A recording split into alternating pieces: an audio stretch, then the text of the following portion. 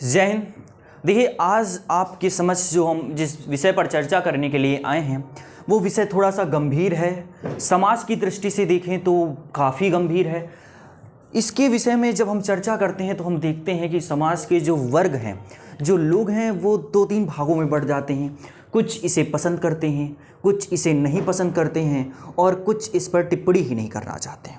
हमको तीन तरह के लोग दिखाई देते हैं जो कि राजनीति में क्या रखते हैं, रुचि रखते हैं, ठीक है, इंटरेस्टेड होते हैं। एक वर्ग जो होता है वो इंटरेस्टेड नहीं होता है, वो इसको ख़राब मानता है।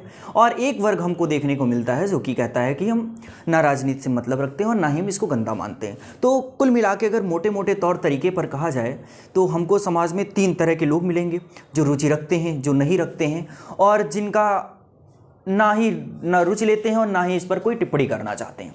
तो तीन तरीके पर इसको हम विभाजित कर सकते हैं, डिवाइड करके हम इसको तीन सेक्शंस में सोसाइटी के हिसाब से समझ सकते हैं। पर आज इस पर हम थोड़ा सा गंभीर चर्चा करेंगे और हम समझेंगे कि ये हमारी सोसाइटी के लिए कितना ज़रूरी है, कि समाज के लिए, एक डेवलप समाज के लिए, एक डेमोक्रेसी के लिए, एक लोकतंत्र के लिए राजनीतिक पार्टियां कितना ज़्यादा अहम योगदान रखती हैं, कितना ज़्यादा इम्पॉर्टेंट रोल प्ले करती हैं। इसके बारे में थोड़ी सी चर्चा करेंगे, अंदर डिटेल में जाने की कोशिश करेंगे।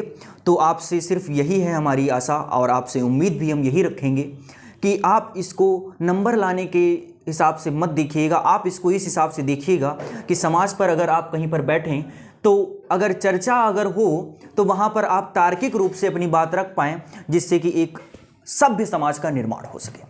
सभ्य समाज का कहने से मतलब ये है कि देखिए, सबसे पहले अगर हम डिस्कशन यहीं से स्टार्ट करते हैं इसका, ठीक है, कि राजनीतिक पार्टियाँ ज़रूरी क्यों हैं, पॉलिटिकल पार्टीज वाई इम्पॉर्टेंट, क्यों इम्पॉर्टेंट हैं, why political parties are important for our society, क्यों इम्पॉर्टेंट है, क्या कारण है कि ये ज़रूरी है और क्या कारण है इसको बच्चों को पढ़ाया जाता है। तो कुछ कारण होंगे, जाहिर सी बात है कुछ कारण होंगे, उन्हीं कारणों पर हम बात करने जा रहे हैं आपसे। तो यहीं से हमारा डिस्कशन जो है वो स्टार्ट होता है और अच्छे से समझने का प्रयास करेंगे कि आखिर ये किस लिए ज़रूरी है। देखो, अगर हम लोकतंत्र की बात करते हैं, डेमोक्रेसी की बात करते हैं, तो वहाँ पर डेवलपमेंट का जो रोल प्ले करते हैं, डेवलपमेंट का जो रोल प्ले किया जाता है, डेवलपमेंट विकास का, वो डायरेक्टली लिंक होता है पॉलिटिकल पार्टी से। किससे लिंक होता है? पॉलिटिकल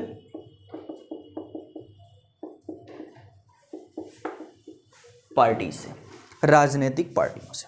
क्यों होता है सर?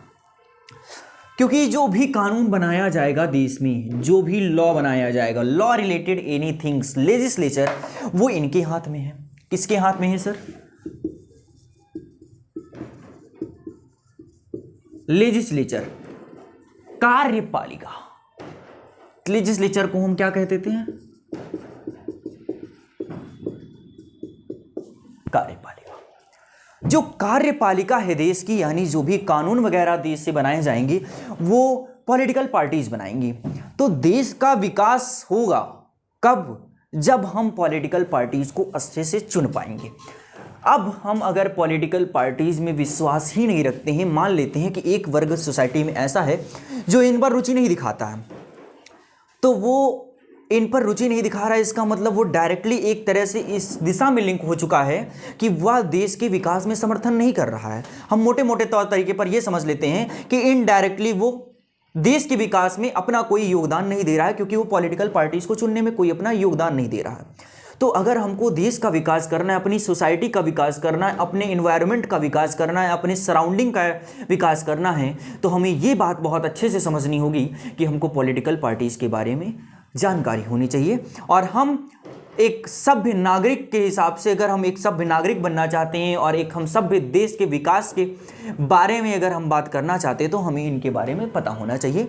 तो हमारा जो आज का लेक्चर होगा वो इसी पर बेस्ड होगा कि आज आप इनके बारे में समझ के जाएं, कुछ ऐसी बातें आप अपने दिमाग में भी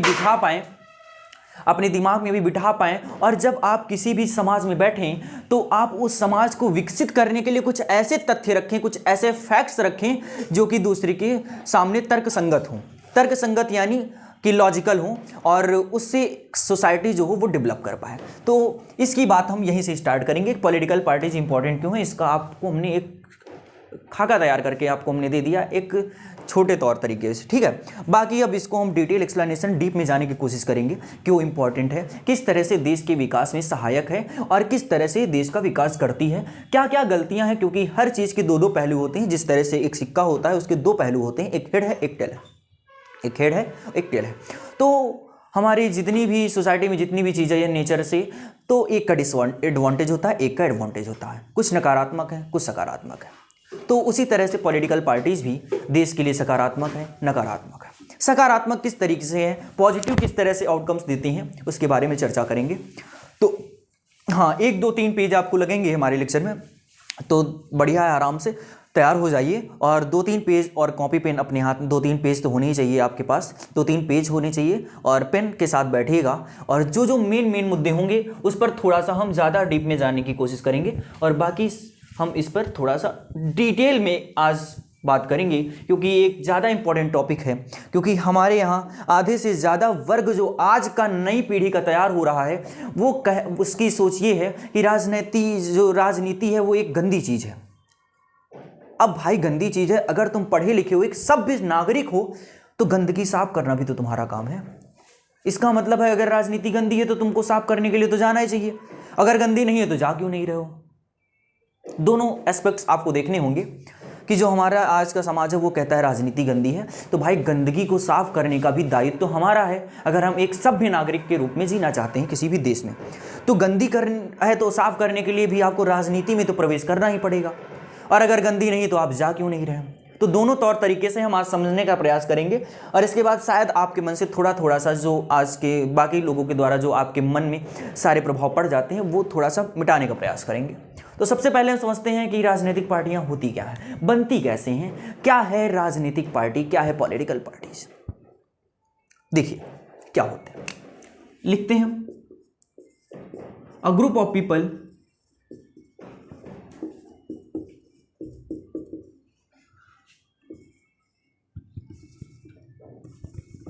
a group of people which come together to contest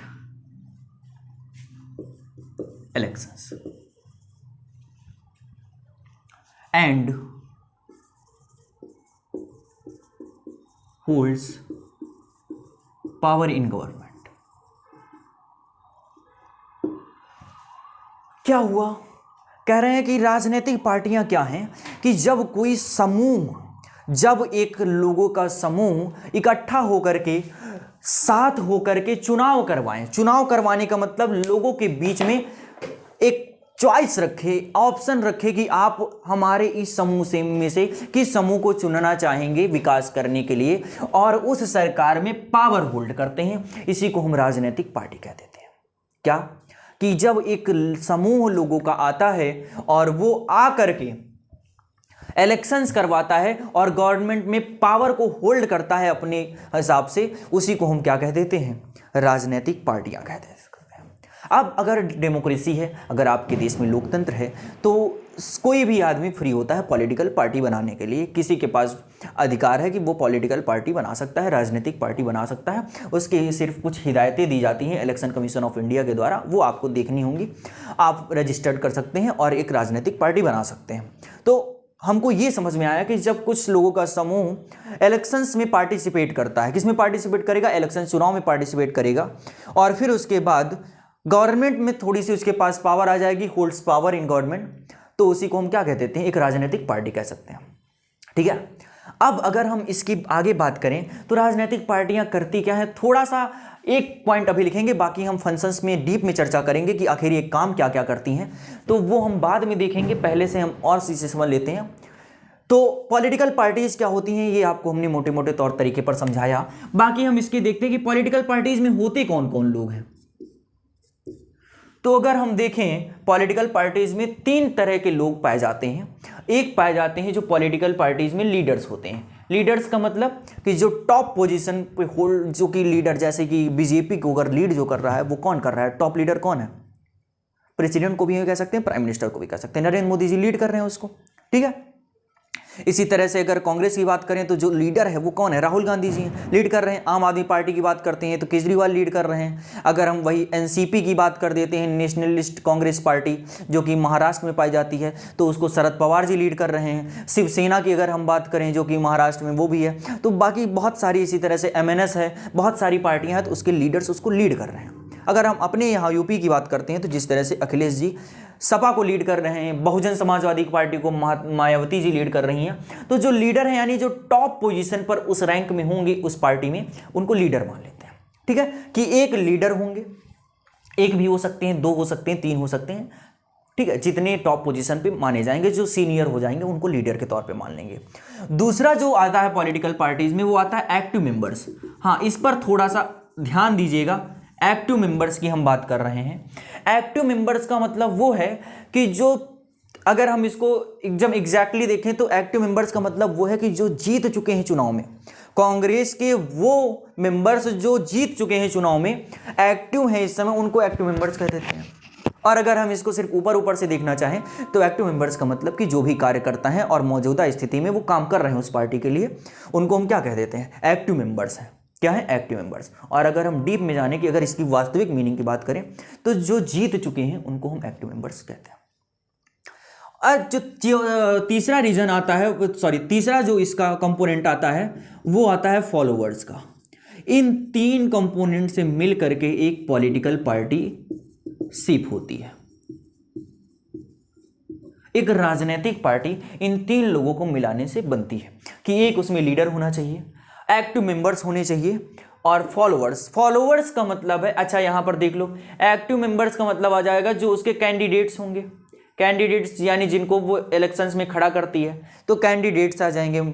और फॉलोअर्स का मतलब है जनता, सिटीजन्स या पीपल्स। पीपल से अच्छा लिखेंगे तो अगर हम चाहें तो सिटीजन्स लिख सकते हैं, क्योंकि एक देश की बात हो रही है तो देश के नागरिकों को हम सिटीजन से लिखते हैं, कि पर्टिकुलर कोई एक देश का नागरिक है तो उसको हम सिटीजन बोलें। तो अगर हम इसको एग्जैक्टली पूरा लिखना चाहते हैं तो हम सिटीजन्स लिखेंगे, ना कि पीपल्स लिखेंगे। ठीक है, तो हमको ये समझ में आया कि जो एक राजनीतिक पार्टी का निर्माण जो होगा वो तीन लोगों से होगा। एक उसमें लीडर होगा, एक एक्टिव मेंबर होगा, और फॉलोअर्स, जो भी लोग उसको फॉलो कर रहे हैं, जैसे कि कांग्रेस पार्टी है, जितने उसके समर्थक हैं, सपोर्टर्स को भी कह सकते हैं। फॉलोअर्स में वो आ जाएंगे जो सपोर्टर्स होंगे, सपोर्टर्स हो गए, सिटीजन्स हो गए। हाँ, सपोर्टर्स और अच्छा रहेगा, सिटीजन से भी अच्छा, कि जो भी उसके समर्थक होंगे उनको हम क्या बोल देंगे, फॉलोअर्स बोल देंगे, कि इसको फॉलो कर रहे हैं, इसीलिए फॉलोअर्स है, उसको सपोर्ट करते हैं, उसकी आइडियोलॉजी रखते हैं, उसकी विचारधारा में सोचते हैं, तो इसीलिए उसके फॉलोअर होगा। तो पॉलिटिकल पार्टी तीन लोगों से बनती है, ये हमको समझ में आया। ठीक है, अब पॉलिटिकल पार्टी किसी भी देश के लिए क्या क्या काम करती है, अब हम अगर काम को समझ गए तो हम ये समझ जाएंगे कि वो जरूरी क्यों है। जैसे कि आपके घर में कोई भी इंसान है, वो आपके घर के लिए ज़रूरी क्यों है, उसके लिए आपको ये समझना होगा कि वो आपके घर में काम क्या करता है। अगर कोई काम नहीं करता यानी वो आपके लिए, घर के लिए कोई ज़रूरी नहीं। यानी अगर आपके घर के लिए मतलब पिताजी हैं तो घर के लिए क्यों ज़रूरी हैं, क्योंकि पैसा वगैरह कमा के आते हैं भाई, पैसा इनकम का स्रोत ही वही है। अगर वो इकोनॉमी, मतलब अगर आपके घर में मेल डोमिनेंट सोसाइटी है तो मेल डोमिनेंट का यहाँ से मतलब है इकोनॉमी, कि पैसा कमा वो रहे हैं, बाकी और भी लोग कमा सकते हैं ना। तो इस तरह से आपको घर में, जैसे कि कुक जैसे आपके घर में है, तो वो क्यों है, क्योंकि आपके घर में खाना बनाता है, तो उसकी ज़रूरत ये है। तो आप किसी भी व्यक्ति के काम को समझ गए तो उसकी अहमियत पता चलती है, वो हमारे लिए ज़रूरी क्यों है। समझ में आया? तो इसीलिए हम पॉलिटिकल पार्टीज़ के फंक्शंस की बात करेंगे कि पॉलिटिकल पार्टीज़ काम क्या करती है, तो हम ये समझ जाएंगे कि इसकी अहमियत किसी भी देश में क्यों ज़रूरी है। और फिर इसके बाद हम एक ऐसी भी स्थिति के बारे में बात करेंगे कि अगर किसी भी देश में पॉलिटिकल पार्टी ही ना हो, अगर किसी भी देश में पॉलिटिकल पार्टी हो ही ना, मान लेते हैं कि इंडिया के केस में अगर राजनीतिक पार्टी कोई हो ही ना, तो क्या क्या दिक्कतें आएंगी और क्या क्या दिक्कतें आती हैं, उस पर हम बात करेंगे, है ना। तो उससे पहले हम थोड़ा सा ये समझ लेते हैं कि पॉलिटिकल पार्टीज के फंक्शंस क्या है।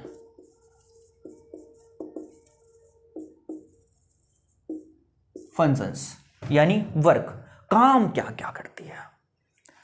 तो सबसे पहला जो काम होता है पॉलिटिकल पार्टीज का काम कराने वाला, तो सबसे पहला काम लिखिए कि पॉलिटिकल पार्टीज क्या कराती हैं, कंटेस्ट कराती हैं इलेक्शंस। अब यहां से हम थोड़ा सा डीप में जाने की कोशिश करेंगे और अच्छे से समझेंगे। पूरे पॉइंट्स नहीं लिखेंगे, इसके बारे में आप इसी तरह से बनाते रहिएगा जिस तरह से हम बना रहे हैं, ठीक है। एक खाका तैयार करेंगे जिससे हमको सारी चीज़ें समझ में आ जाएं डीप में। बाकी सारे आप लिख सकते हैं जो भी बोलेंगे। चलो, सबसे पहला हमने समझा कंटेस्ट कराते हैं इलेक्शंस, क्या मतलब हुआ।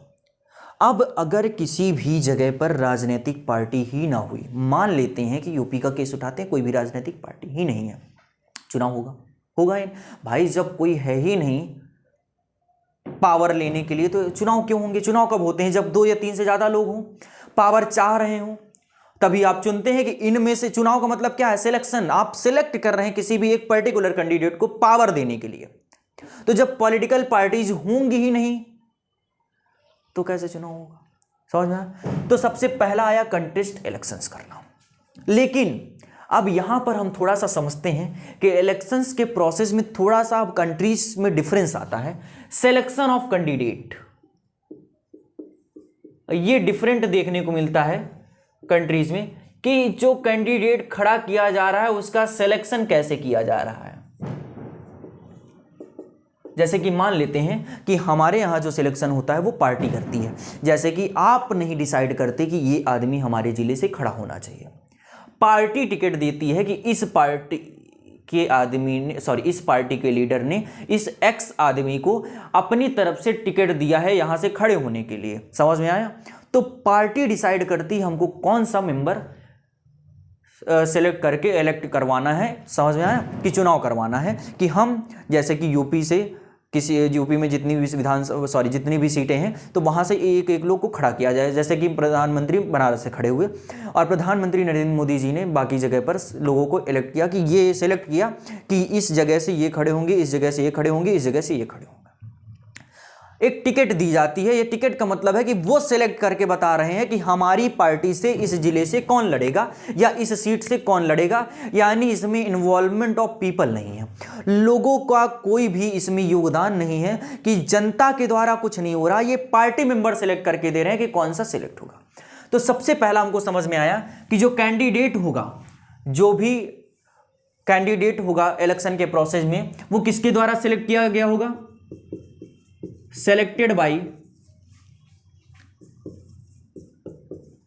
top leaders of party।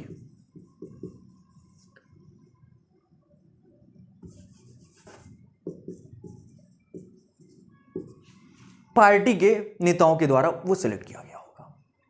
लेकिन एक दूसरा केस भी हमको देखने को मिलता है, वो ये होता है कि वो जो भी इंसान खड़ा होगा वो लोगों के द्वारा होगा, selected by the members and followers of party। आप कांग्रेस पार्टी को फॉलो करते हैं या आप बीजेपी पार्टी को फॉलो करते हैं, लेकिन आपसे नहीं पूछा जाता क्या इस इंसान को खड़ा किया जाए। बीजेपी के जो टॉप लीडर होंगे, जो टॉप में रहे होंगे, वो कुछ नेता डिसाइड करके एक लिस्ट जारी कर देते हैं कि हम इन इंसानों को, इन लोगों को, रिप्रेजेंटेटिव्स को हम इस सीट से खड़ा कर रहे हैं, टिकट दे रहे हैं। तो इंडिया में जो सिस्टम चलता है, इंडिया में कहाँ पर, इंडिया में जो सिस्टम हमको देखने को मिलता है वो देखने को मिलता है कि जो कैंडिडेट्स होते हैं वो किसके द्वारा चुने जाते हैं, वो चुने जाते हैं टॉप लीडर्स के। लेकिन अगर हम वहीं यूएसए की बात करें, अमेरिका की, तो वहाँ पर हमको देखने को मिलता है कि जो भी मेंबर खड़ा होता है वो लोगों के द्वारा चुना जाता है। जैसे कि कांग्रेस से जिसको खड़ा होना है तो कांग्रेस के जितने भी लोग होंगे, फॉलोवर होंगे, मेंबर्स होंगे, फॉलो कर रहे हैं उस पार्टी के, यानी फॉलो कर रहे हैं।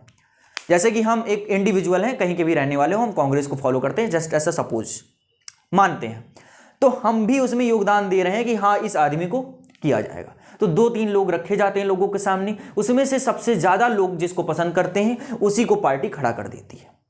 तो यहाँ से हमको जाहिर सी बात, इसीलिए आपने देखा होगा यूएसए और ब्रिटेन वगैरह में पहले से ही पता चल जाता है जीतने वाला कौन है, क्योंकि लोग ही खड़ा कर रहे हैं। जाहिर सी बात है, अगर आपके गांव में पहले 2-3 लोग खड़े किए गए और आप लोगों में से ही कहा गया कि बताओ इसमें से किस इंसान को चुनाव में खड़ा किया जाए, तो जाहिर सी बात है जब लोग ही सिलेक्ट कर रहे हैं तो वहीं से आपको पता चल जाएगा कि एक इंसान को 60% लोग कह रहे हैं खड़ा करने के लिए, एक इंसान को लोग कह रहे हैं 30% और एक इंसान को कह रहे हैं 10%।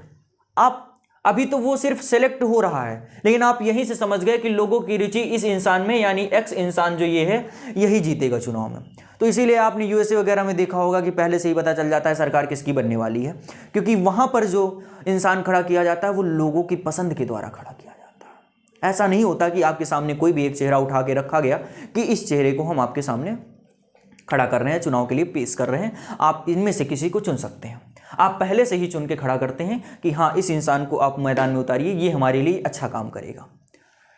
तो अगर देखा जाए तो ये ज़्यादा सही होता है डेवलपमेंट के लिए, अगर देखा जाए ज़्यादा, क्योंकि अगर ऐसी चीज़ें अगर आ जाएंगी मार्केट में तो क्या होता है, इससे लोगों की भागीदारी भी ज़्यादा बढ़ती है। भागीदारी क्यों? क्योंकि अब लोगों को लगता है यार कि मतलब हमारे थोड़ा सा राइट्स हमारे ऊपर हैं, हमारी अहमियत ज़्यादा है, हम डायरेक्टली लोगों को खड़ा कर रहे हैं, हमारी पसंद का आदमी खड़ा होगा।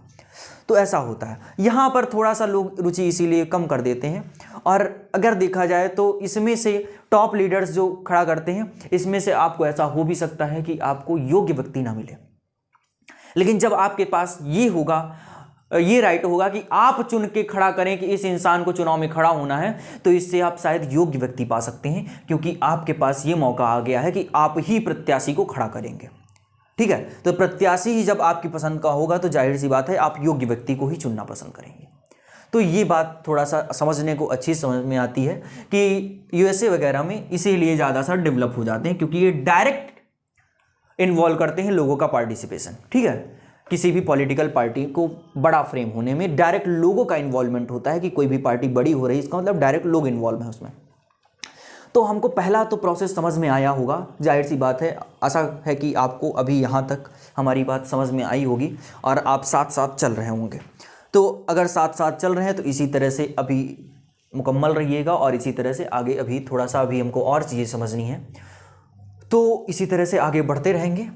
तो अगर समझ में आ रहा है तो अच्छी बात है, और इसी तरह से आगे तुमको समझना है। तो यहाँ का प्रोसेस तुमको अगर समझ में आया है तो अब हम दूसरा पॉइंट समझेंगे कि दूसरा काम क्या करती है पार्टी।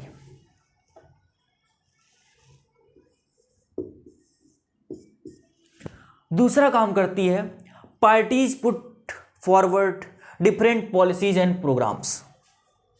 क्या करती है पार्टी?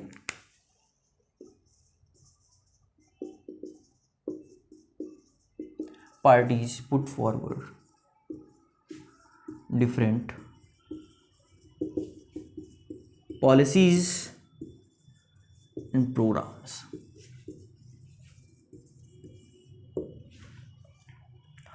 पार्टियां लोगों के सामने तरह तरह की पॉलिसीज एंड प्रोग्राम्स रखती हैं। क्या है सर ये? पॉलिसीज़ का मतलब कि तरह तरह के स्कीम्स की, अगर आप हमको जिता देंगे तो हम ऐसा करेंगे, आप अगर हमको जिताते हैं तो आपको हम ये प्रोग्राम देंगे, अगर आप हमको जिता देते हैं तो हम कर्जा माफ़ कर देंगे। ऐसे तरह की पॉलिसीज़ करती हैं लोगों को रुझाने के लिए, लोगों को आपस में मिलाने के लिए। इस तरह की चीज़ें देखने को मिलती हैं मार्केट में कि पार्टीज़ लोगों को अपने पास एकत्रित करने के लिए या लोगों को अट्रैक्ट करने के लिए पॉलिसीज़ और प्रोग्राम्स। ये गलत बात भी नहीं है, ये गलत बात भी नहीं है। जाहिर सी बात है कि अगर उनको अट्रैक्ट करना होगा तो ऐसे लोग अट्रैक्ट नहीं होते किसी भी पार्टी के लिए, तो उनको क्या करना पड़ेगा? पॉलिसीज़ एंड प्रोग्राम्स देखना पड़ेगा। ठीक है, तो राजनीति के हिसाब से गलत चीज़ें भी नहीं है, सही भी है। अब हमको यहीं पर समझना है कि आखिर कैसे। देखो, अगर 10 लोग हैं आपके घर में तो 10 लोगों में से हम ये मान लेते हैं कि 10 लोगों में से कहा गया ऐसा कि आप 10 में से आप अपनी अपनी ख्वाहिश बताइए। तो अगर हम मान लेते हैं तो 10 में से लोग, कम से कम 6 लोग तो ऐसे होंगे, हम मैक्सिमम की बात कर रहे हैं, मिनिमम की बात कर रहे हैं सॉरी, कि 6 लोग मान लेते हैं कि मोस्ट केस है, इससे ज़्यादा नहीं जाएगा, कि 6 लोगों की विश एक ही आ जाए, मान लेते हैं। होता कभी नहीं है, 1-2 लोगों की नहीं टकराती हैं जल्दी से, कि 6 लोग एक ही चीज़ को पाना चाहते हैं, बाकी 1 लोग दूसरी चीज़ को, 2 लोग दूसरा जो पर्सन है वो तीसरी। तो इसी तरह से जो 4 पर्सन है वो अदर्स, उनकी ख्वाहिशें अलग अलग हैं। तो अब इनके पास तो बड़ी दिक्कत है, इनके पास तो 125 करोड़ लोग हैं। अब ये कैसे पॉलिसीज एंड प्रोग्राम्स रखेंगे, क्योंकि हर लोग की अलग ख्वाहिश है। अब ये सबकी ख्वाहिशों को कैसे पूरा गुजरा करेंगे? तो ये एक लिमिट डिसाइड करते हैं कि इस लिमिट में हम पॉलिसीज रखेंगे, और वो लिमिट ये रखते हैं रूलिंग पार्टी की। ये एक लिमिट ले लेते हैं कि हम इस लिमिट में रखेंगे, और वो लिमिट जो रहेगी वो रहेगी रूलिंग पार्टी की। किसकी रहेगी? रूलिंग पार्टी की।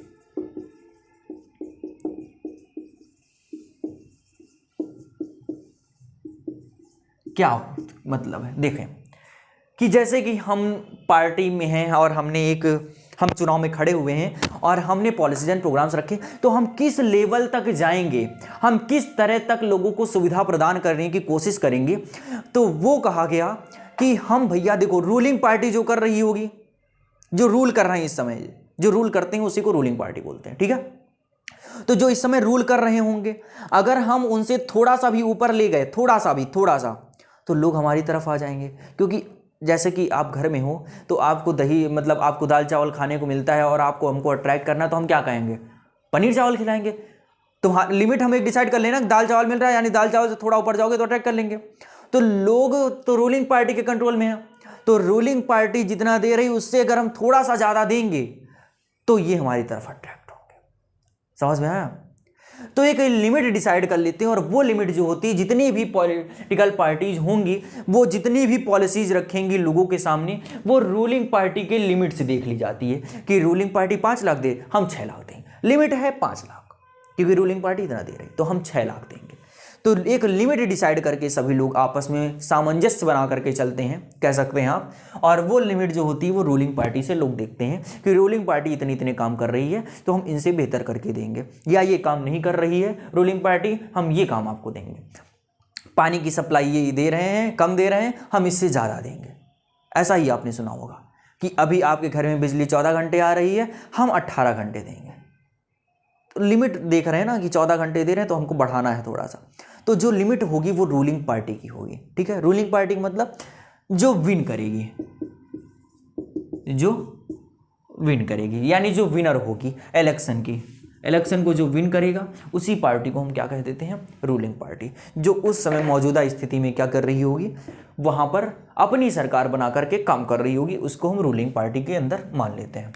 तीसरा जो है वो बड़ा इंपॉर्टेंट है। तीसरा आ जाएगा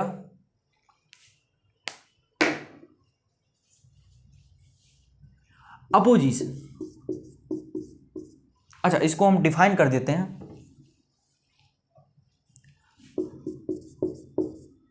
the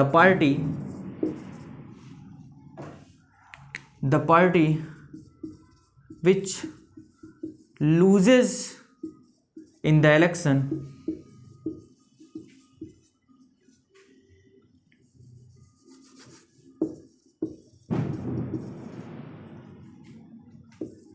play role of opposition party. अब यहां से थोड़ा तुमको समझना भी है कि किसी भी देश में अपोजिशन पार्टी का स्ट्रांग होना क्यों जरूरी है। अपोजिशन पार्टी, ठीक है, क्योंकि इसके आगे जो पॉइंट्स होंगे वो बहुत ज़्यादा इंपॉर्टेंट होंगे हमको इस चीज़ को समझने के लिए कि अपोजिशन पार्टी क्यों। अपोजिशन जैसे कि कांग्रेस और बीजेपी इस समय है, तो बीजेपी जीती, इसीलिए बीजेपी जो है वो रूलिंग पार्टी के अंदर आ जाएगी। हाँ, इसको अभी के समय से आप समझ सकते हैं कि बीजेपी जो है वो रूलिंग पार्टी है और जो कांग्रेस है वो क्या है? अपोजिशन पार्टी है। यानी जो पार्टी हार जाएगी उसको हम किस में लेकर के आएंगे? अपोजिशन। अब किसी भी देश में अपोजिशन पार्टी का स्ट्रांग होना बहुत ज़रूरी है, बहुत ज़्यादा ज़रूरी है अगर उस देश का डेवलपमेंट आप करना चाहते हैं। क्यों? अब इसी बात को समझना है। क्यों किसी भी देश के लिए अपोजिशन पार्टी का स्ट्रांग होना क्यों ज़रूरी है? इस बात को हम इस तरीके से समझ सकते हैं कि कानून कौन बनाएगा बैठ करके? दोनों पार्टियां बैठती हैं, एक अपोजिशन बैठेगी और एक रूलिंग पार्टी बैठेगी, दोनों बैठती हैं ना। अब रूलिंग पार्टी को अपोज करने वाले तो यही हैं। अब अगर अपोजिशन मान लेते हैं कि आपके घर में नहीं है, कि आप ऐसा ही मान लेते हैं कि 7-8 लोगों का ग्रुप बनाया गया और इलेक्शंस करवा दिए गए आपके यहाँ, और जो आपका कंपटीटर है, अब कंपटीटर ज़्यादा मजबूत ना हुआ, स्कूल में ही मान लेते हैं कि पेपर कराया गया तो एक टीम आपकी, एक टीम दूसरे की है। अब अगर कंपटीटर ही आपका मजबूत ना हुआ तो आपको ज़्यादा पढ़ना पड़ेगा? नहीं पढ़ना पड़ेगा, क्योंकि कंपटीटर ज़्यादा पढ़ने वाला है ही नहीं जो compete करने वाला है, तो आप आसानी से जीत जाएंगे। लेकिन अगर हम वहीं पर केस बदल दें और हम इस बात की गवाही दे दें कि जो कंपटीटर है वो बहुत ज़्यादा पढ़ने में तेज़ है, तो अब आपको बहुत ज़्यादा मेहनत करनी पड़ेगी उससे जीतने के लिए। तो आप इस बात से समझ सकते हैं कि किसी भी देश को डेवलपमेंट के लिए अपोजिशन का स्ट्रांग होना बहुत ज़रूरी क्यों है। क्योंकि जो रूल बनाएगी बैठ करके वो रूलिंग पार्टी बना रही होगी। लेकिन ये जो भी नियम कानून बनाने वाली है वो लोगों के लिए अगर सही नहीं है तो उसके लिए आवाज़ तो अपोजिशन उठाएगा। अब अगर अपोजिशन ही नीचे है, अपोजिशन के लोग ही नहीं हैं, तो उसके लिए बताओ कभी भी पब्लिक ओपिनियन बन पाएगा? वो बात वहीं की वहीं दबी रह जाएगी, क्योंकि लोग ही नहीं है इसको भड़काने के लिए। तो अपोजिशन पार्टी अगर कमज़ोर हुई तो रूलिंग पार्टी का एक तरह से डिक्टेटरशिप चलने लगता है, तानाशाही चलने लगती है, क्योंकि अब अपोजिशन बची नहीं है तो उसको कोई रोक टोक करने वाला बचा नहीं है, उसके मन में जो आएगा वो करेंगे। तो किसी भी देश का डेवलप होना कितना ज़्यादा अपोजिशन पार्टी पर डिपेंड करता है, आपको ये समझ में आ गया होगा। और इस बात से आपको ये भी समझ में आ गया होगा कि अगर हम राजनीति में अगर पार्टिसिपेट नहीं कर रहे हैं, अगर हम इलेक्शंस वगैरह में अच्छे से सोच समझ के पार्टिसिपेट नहीं कर रहे हैं, एक अच्छी सोच बना करके सारी पार्टीज़ को एनालाइज करके सबकी आइडियोलॉजी के बारे में जान करके अगर हम नहीं कर रहे हैं, तो हम अपने देश को किस तरह से धोखा दे रहे हैं। अगर आप आज जो लोग कहते हैं ना, देखो बहुत अच्छे से आपको बताते हैं कि लोग जो कहते हैं कि हम राजनीति से ज़्यादा समर्थन नहीं करते हैं, हम ज़्यादा वो नहीं करते हैं, हम ऐसे में ही खुश हैं, तो आप खुश भी इसी वजह से हैं क्योंकि राजनीतिक पार्टियां हैं।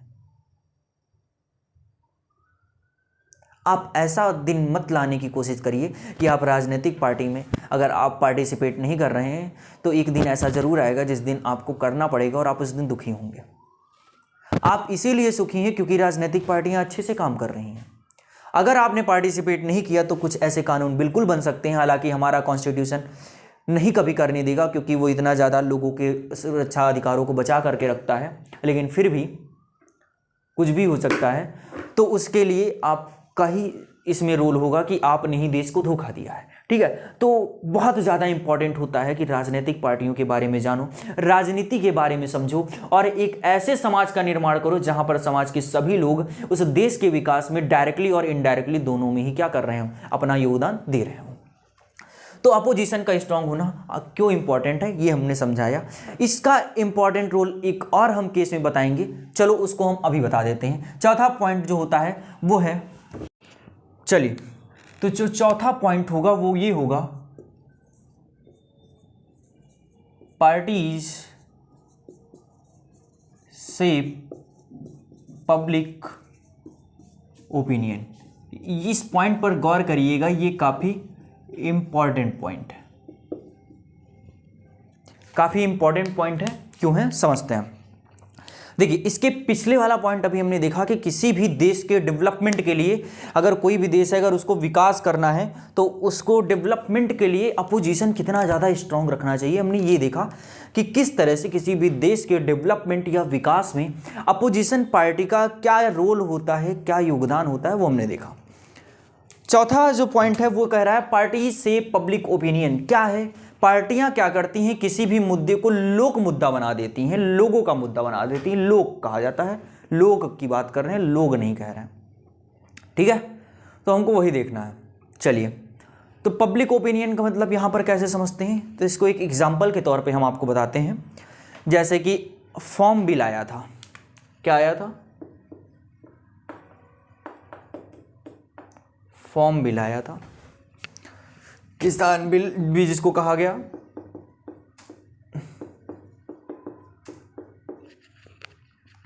अब ये जब आया तो ये पास कर दिया गया गवर्नमेंट के द्वारा। क्यों पास कर दिया गया वो आपको हम समझा देंगे कि कैसे कि एक ही पार्टी पास करती है, ठीक है। वो अभी हम आगे समझेंगे कि कोई भी जो रूलिंग पार्टी होगी वो किस तरह से लॉ पास कर लेती है। तो रूलिंग पार्टी ने इसको पास कर दिया, लेकिन ये लोगों को बात समझ में नहीं आई अच्छी। अब अगर मुद्दा बनाना है, देखो किसी एक्ट को भी अगर सरकार पास कराना चाह रही वो तो पास करा लेगी, लेकिन पास कराने के बाद अगर वो लोगों के लिए खराब हुआ तो लोगों तक उसकी खराबी, देखिए रूलिंग पार्टी जैसे कि हमने कोई काम किया तो हम सिर्फ उसकी अच्छाई बताएंगे, कभी खराबी नहीं बताएंगे। तो उस एक्ट की खराबी क्या है, वो लोगों के लिए अच्छा है या खराब है, उनके भविष्य को किस तरह से वो निर्धारित करेगा, वो कौन बताएगा, अपोजिशन पार्टी बताएंगी। अपोजिशन पार्टी का मतलब जो विपक्ष में पार्टी होगी उस समय। तो आपको समझ में आ रहा होगा कि अगर पब्लिक ओपिनियन बनाना है, अगर किसी भी मुद्दे को लोगों का मुद्दा बनाना है, तो यहां पर अपोजिशन पार्टी किस तरह से रोल प्ले करती है। अपोजिशन पार्टी बहुत बड़ा रोल प्ले करती है। यहाँ से आपको समझ में आया होगा। तो अगर समझ में आया है तो चलिए इसी तरह से हम अपना साथ बनाए रखते हैं और हम 5वें पॉइंट की तरफ चलते हैं, जो कि काफी इंपॉर्टेंट पॉइंट है। 5वां पॉइंट कहते हैं parties formulate laws for a country. जो पार्टियां होती हैं वो किसी भी देश के लिए क्या बनाती हैं, कानून बनाती हैं। वो कानून किस तरह से बनता है समझते हैं कि कौन सी पार्टी होगी वो जो कानून बनाएगी। अब ये देश का पार्लियामेंट है, हमारे देश का क्या है, पार्लियामेंट, संसद सांसद जो इसमें बैठते हैं उनको कहते हैं संसद है, संसद भवन है। अब यहां पर बैठने वालों की संख्या 545। एक तरफ बीजेपी रूलिंग पार्टी में है, तो बीजेपी की जो सीटें हैं अगर एनडीए के अकॉर्डिंग देखी जाए, नेशनल डेमोक्रेटिक अलायंस, तो 333 है। अदर्स में बची हुई आ जाएंगी कांग्रेस एंड अदर्स। तो अगर बीजेपी के द्वारा अगर एक कोई नियम है वो लाया गया तो जाहिर सी बात है 333 लोग इसको सपोर्ट करेंगे। अब 545 में से 333 सपोर्ट कर रहे हैं, आधे से ज्यादा सपोर्ट कर रहे हैं, तो जाहिर सी बात है यहां पर इसको ना सपोर्ट करने वालों की संख्या बहुत कम होगी। 333 लोगों ने सपोर्ट कर दिया, यानी ये जो एक्ट आया है ये पास हो गया। समझ में आया? तो यहां पर जो हमने कहा कि parties formulate laws for country, जो पार्टियां होती हैं वो देशों के लिए कानून बनाती हैं, तो यहां पर हम इनडायरेक्टली कह रहे हैं कि रूलिंग पार्टीज, कौन सी पार्टी कानून बनाती है, रूलिंग पार्टी, क्योंकि मेजॉरिटी इन्हीं के पास है तभी तो ये रूल में आए। अगर इनके पास बहुमत ना होता तो यहां पर ये इनकी सरकार थोड़ी ना बनती। तो रूलिंग पार्टीज तभी बन पाएंगी जब इनके पास बहुमत होगी। तो यहां तक हमको समझ में आया, हमने 5 चीजें देखी कि किस तरह से पार्टियां किसी भी देश में कैसे काम करती हैं, है ना। किसी भी देश का कोई भी कानून होगा वो कौन बनाएगा, पार्टियां बनाएगी। तो यहां तक हमको ये बात तो समझ में आ गई कि पार्टियां काम क्या क्या करती हैं।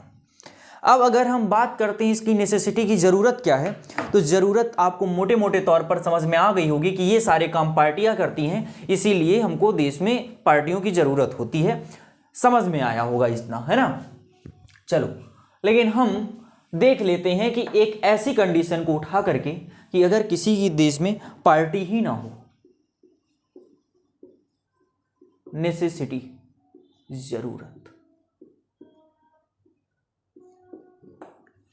अगर किसी भी देश में पार्टी ही ना हो, हम एक ऐसी कंडीशन को मान के चलेंगे, एक ऐसी शर्त आपके सामने हम रख रहे हैं जहां पर पार्टी ना हो। जब पार्टी नहीं होगी तो लोग अकेले अकेले खड़े होंगे। कैसे खड़े होंगे, इंडिविजुअल के रूप में खड़े होंगे, क्योंकि पार्टी नहीं है तो एक एक लोग खड़े होंगे।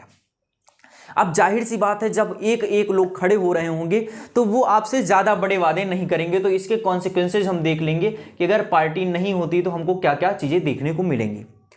तो अगर पार्टी नहीं होगी तो सब लोग अपने अपने दम पर खड़े होंगे, अपने अपने व्यक्तित्व के साथ खड़े हुए होंगे, अपना अपना चेहरे पे खड़े होंगे। पार्टी का चेहरा नहीं होगा कि हम इस पार्टी के चेहरे से खड़े हो रहे हैं, अपने चेहरे से खड़े होंगे, अपने वादे होंगे, अपनी स्कीम्स होंगी, अपने प्रोग्राम्स होंगे।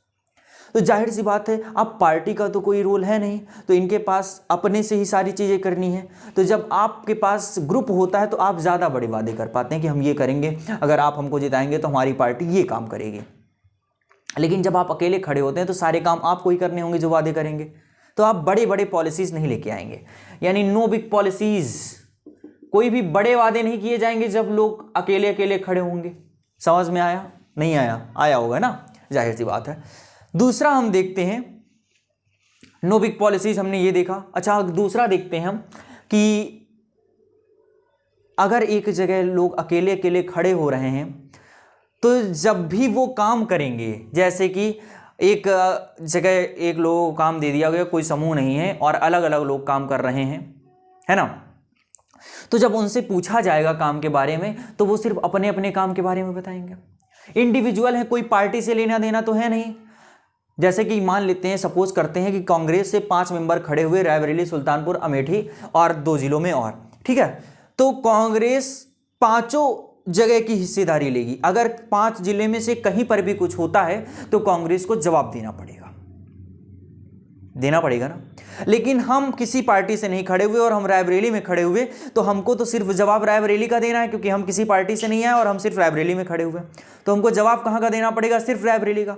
हमको बाकी जगह का जवाब थोड़ी ना देना है। तो यहाँ समझ में आया होगा कि जो कैंडिडेट्स होंगे वो सिर्फ अपनी कॉन्स्टिट्यूएंसीज के लिए रिस्पॉन्सिबल होंगे। कैंडिडेट्स आर अकाउंटेबल का मतलब जवाबदेही, for their, only for their, सिर्फ जहां पर वो रूल कर रहे होंगे वहीं के लिए क्या करेंगे? वो जवाब देंगे कि यहां पर ऐसा काम क्यों नहीं हुआ, यहां पर ऐसा क्यों नहीं हुआ।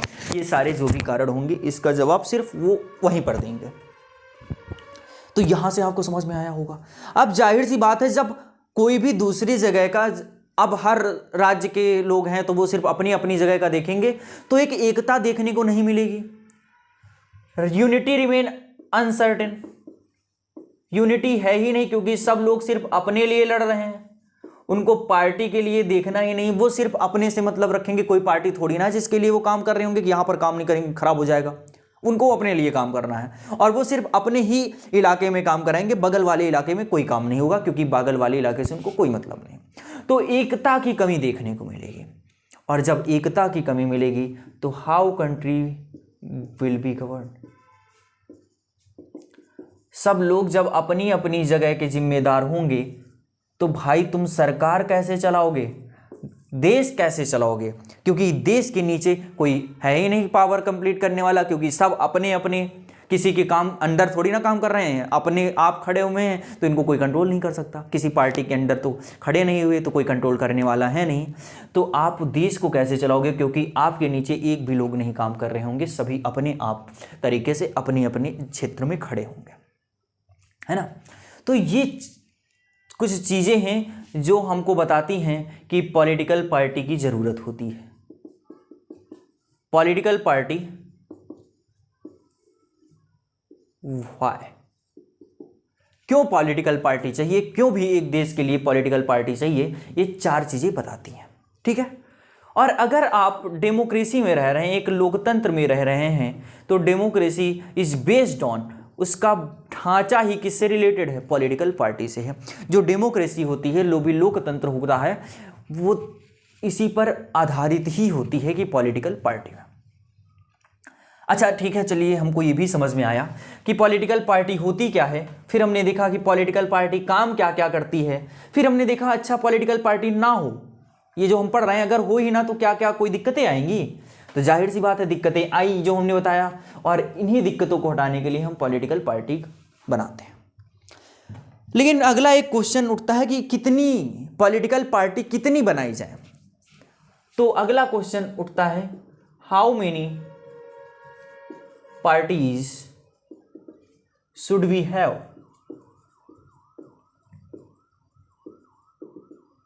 हमारे पास कितनी पार्टियां होनी चाहिए? तो अभी हमारे जो देश में है वो 750 पार्टियां हैं। 750 parties are registered under ECI। थोड़ा यहाँ पर ECI के बारे में चर्चा कर लेते हैं कि हमको बाद में नहीं करनी पड़ेगी। तो ECI एक इलेक्शन कमीशन ऑफ इंडिया है। क्या नाम है इसका? Election commission of India. Election commission of India नाम है इसका। ये एक कॉन्स्टिट्यूशनल बॉडी है। कैसी बॉडी है? Constitutional body. कॉन्स्टिट्यूशनल मतलब संवैधानिक चीज है। संविधान के द्वारा इसको दिया गया है, इसको टाइटल दिया गया है, संविधान के द्वारा बनाई गई है, यानी इसको कोई खत्म नहीं कर सकता है, संवैधानिक चीज है। अच्छा, काम क्या होता है? भारत में जो चुनाव होते हैं वो कौन कराता है? इसका काम क्या है? To held election. चुनाव करवाने का काम किसका होता है? ECI, election commission of India, भारतीय निर्वाचन आयोग के नाम से इसको जाना जाता है, कॉन्स्टिट्यूशनल बॉडी है। अच्छा, तो आप कोई भी पार्टी बनाएंगे, राजनीतिक पार्टी, तो आपको ईसीआई के अंदर रजिस्टर करवाना पड़ेगा कि हमने ये पार्टी बनाई है। ठीक है, किसके अंदर रजिस्टर कराना पड़ेगा? ईसीआई के अंदर रजिस्टर कराना पड़ेगा कि हाँ सर ये पार्टी है, इतने इतने लोग हैं हमारी पार्टी में, हम इस विचारधारा से काम करते हैं, हमारी ये सोच है और हम इस विज़न को लेकर के ये पार्टी बनाई है हमने और इसको हम आगे फैलाना चाहते हैं, और वो ईसीआई रजिस्टर कर लेगी। फिर उसके बाद जैसे जैसे आप बढ़ोतरी करेंगे ईसीआई आपको टाइटल देती जाती है, नेशनल पार्टी, स्टेट पार्टी का, ठीक है, तो और प्रिविलेज देती है। तो ईसीआई के बारे में सिर्फ अभी ये समझना है कि भारत में चुनाव करवाना और पार्टीज को रजिस्टर करवाना, सिंबल वगैरह देना, ये सारे काम किसके होते हैं? इलेक्शन कमीशन ऑफ इंडिया के। स्टेट में जो चुनाव कराते हैं उसको state election commission of India बोल दिया जाता है, राज्य निर्वाचन आयोग। ठीक है, तो अभी हम आगे देखते हैं जल्दी से कि कितनी पार्टियां होनी चाहिए। तो अभी हमने देखा कि हमारे देश में 750 पार्टियां हैं, लेकिन होनी कितनी चाहिए? How many party should we have? तो अगर इसके बारे में हम बात करते हैं तो सबसे पहले हम देखते हैं कितने पार्टी सिस्टम पाए जाते हैं ऑल ओवर द वर्ल्ड, कितने तरह की चीज़ें हमको देखने को मिलती हैं। तो अगर हम ओवरऑल देखें तो पूरे वर्ल्ड में हमको 3 तरह का पार्टी सिस्टम देखने को मिलता है। एक देखने को मिलता है वन पार्टी सिस्टम, एक हमको देखने को मिलता है 2 पार्टी सिस्टम, और एक हमको देखने को मिलता है multi party system.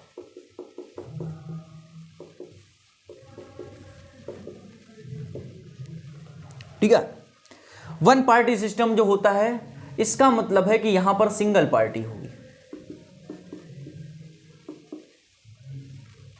One party system का मतलब क्या है कि सिंगल पार्टी। अब बताइए ये डेमोक्रेसी में ऐसा हो सकता है कि नहीं? जाहिर सी बात है, डेमोक्रेसी मतलब है कि ऑप्शंस अवेलेबल हों आपके पास चुनने का अधिकार हो। जब एक ही पार्टी होगी तो आप चुनने का अधिकार खो चुके हैं, उसी समय आपको राइट टू, मतलब आप उसी समय आपका एक अधिकार और छीन लिया गया। कौन सा अधिकार छीन लिया गया?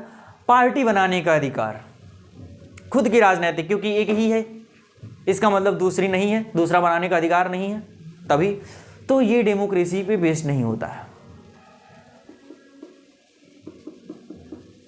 ये डेमोक्रेसी पर बेस्ड नहीं होता है। अच्छा, तो फिर देखने को कहाँ मिलता है? तो सिंगल पार्टी सिस्टम जो हमको देखने को मिलता है वो हमको देखने को मिलता है चाइना में, और यहाँ पर जो सिंगल पार्टी है उसका नाम है कम्युनिस्ट पार्टी।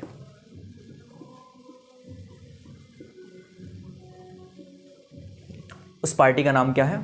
कम्युनिस्ट पार्टी है। अच्छा सर, वन पार्टी सिस्टम में एक सिंगल पार्टी है, तो 2 पार्टी सिस्टम जैसे नाम से ही हमको पता चल रहा है कि इसमें कितनी पार्टियां होंगी? 2 पार्टी, यानी चांसेस ऑफ विनिंग जो होगा, जीतने के आसार जो होंगे वो 2 पार्टियों के होंगे। कितने पार्टियों के होंगे? 2 पार्टीज। 2 पार्टियों के चांसेस होंगे जीतने के। अगर सिर्फ 2 पार्टियों के चांसेस हैं उस पार्टी को हम क्या बोल देते हैं? 2 पार्टी सिस्टम। हालांकि ये सही भी होता है, 2 हैं तो ठीक है भाई, लोगों को सही लगता है, हालांकि ये बहुत सही नहीं है। ये हमको देखने को मिलता है यूएसए और यूके में। कहाँ कर? USA and UK. यूके मतलब यूनाइटेड किंगडम। एक क्वेश्चन लिखो, बताना कि यूनाइटेड किंगडम और ब्रिटेन में अंतर क्या है। What is the difference between UK and Britain? ठीक है, 2 पार्टी सिस्टम का मतलब 2 पार्टियां। मल्टी पार्टी सिस्टम का मतलब होता है जहां पर चांसेस ऑफ विनिंग, जीतने के आसार 2 पार्टियों से भी ज्यादा हो। Chances of winning more than 2 parties. जहां पर जीतने के आसार 2 पार्टियों से भी ज्यादा हों उसको हम क्या बोल देते हैं? Multi party system. अच्छी बात है, बढ़िया है। अच्छा, ये देखने को मिलता है इंडिया में। इसको कहाँ पर देखते हैं? इंडिया में। जैसे कि आप देखते होंगे बीजेपी, 6 नेशनल पार्टियां ही हमारे हैं। नेशनल लेवल पे हमको 6 पार्टियां देखने को मिलती हैं। स्टेट लेवल में 50 पार्टीज रजिस्टर्ड हैं, तो इतनी पार्टीज हमको देखने को मिलती हैं।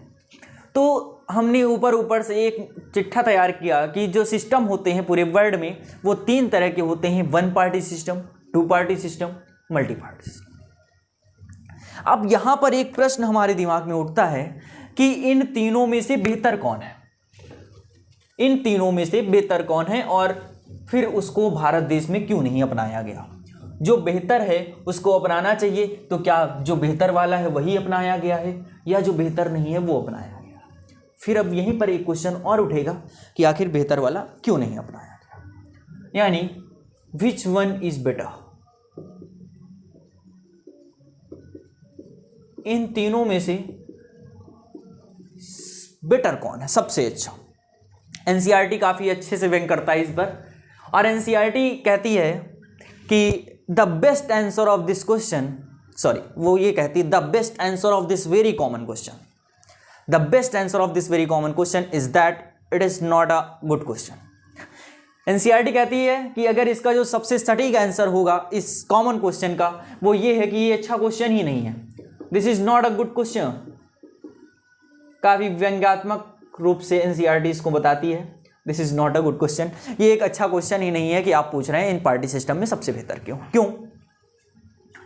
क्योंकि जो पार्टी सिस्टम होता है वो आप ऐसे नहीं बता सकते कि आप अपने देश में कौन सा वाला लेके आएंगे, वो कुछ फैक्टर्स पर आधारित होता है, कुछ चीज़ें देखी जाती हैं, कुछ तत्व होते हैं, कंपोनेंट जो देखे जाते हैं, और उनके आधार पर तय किया जाता है कि हमारे देश के लिए ये पार्टी सिस्टम बेहतर होगा और ये पार्टी सिस्टम खराब होगा, तो बेहतर वाला ये लाया जाएगा। कौन कौन से दो फैक्टर्स जो हैं वो ये है, एक है सोशल डिवीजन और एक है जियोग्राफिकल डिवीजन।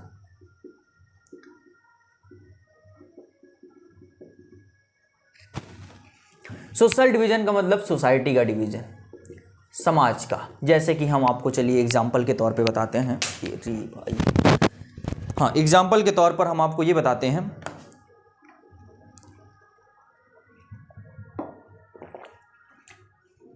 सोशल डिवीजन का मतलब जैसे कि सोसाइटी का डिवीजन जो होता है ये किस तरह से इफेक्ट करता है, चलिए देखते हैं हम। जैसे मान लीजिए कि आप उत्तर प्रदेश के रहने वाले, यानी आप प्लेन एरिया से बिलोंग करते हैं। अब आपका कल्चर है कि आप मतलब कोट पैंट वगैरह, जैसे कि आप किसी फंक्शन में जाना है तो आप पैंट शर्ट या कोट पैंट या मतलब फॉर्मल ड्रेस पहन के जाते हैं। लेकिन अगर हम यहीं पर बात करें, हम साउथ में चले जाएं तो वहाँ का कल्चर है लुंगी पहनना। अब अगर नॉर्थ साइड में इस तरफ उत्तर प्रदेश में अगर यहाँ पर लुंगी पहन करके कोई भी शादी ब्याह या फंक्शंस अटेंड करने चला जाए तो जाहिर सी बात है लोग उसका हंसी मजाक उड़ाएंगे। क्यों? क्योंकि उसका सोशल जो है, सोसाइटी जो है उसकी वो एक्सेप्ट नहीं कर रही, उसकी सोसाइटी अलग तरीके से है। यहाँ की जो मानसिक चीज़ें हैं सोसाइटी से रिलेटेड वो अलग हैं। हम यहाँ पर अलग सोच रखते हैं सोसाइटी से रिलेटेड। लेकिन अगर आप वहीं साउथ में रहते हैं और वहाँ पर आप लुंगी पहन करके जाते हैं तो बहुत अच्छा मान सम्मान माना जाता है, इज्जत के रूप में वहाँ का मान है, सम्मान है, काफ़ी अच्छा महसूस करते हैं। बहुत बहुत बड़े अवार्ड फंक्शंस वगैरह जब उनको सम्मान समारोह में बुलाया जाता है तो पहन के जाते हैं सम्मान के रूप में, ठीक है, उनकी पोशाक है, वहाँ की यूनिफॉर्म है। तो यही एक हमको अपने ही देश के अंदर देखने को मिल गया सोशल डिवीजन। तो जाहिर सी बात है अगर वहाँ का कोई भी आदमी यहाँ पर रूल करने के लिए आता है तो उसको इस सोसाइटी के बारे में नॉलेज नहीं है, वो इस सोसाइटी के बारे में नहीं जानता है अच्छे से। तो अगर कोई एक ही पार्टी होगी तो कैसे लोग काम कर पाएंगे? अगर एक ही पार्टी है नॉर्थ की और वो साउथ में चली जाए तो यहाँ के लोग वहाँ के बारे में कैसे जान सकते हैं? अच्छे से नहीं जान सकते ना। तो हमको कई पार्टियाँ चाहिए होती हैं।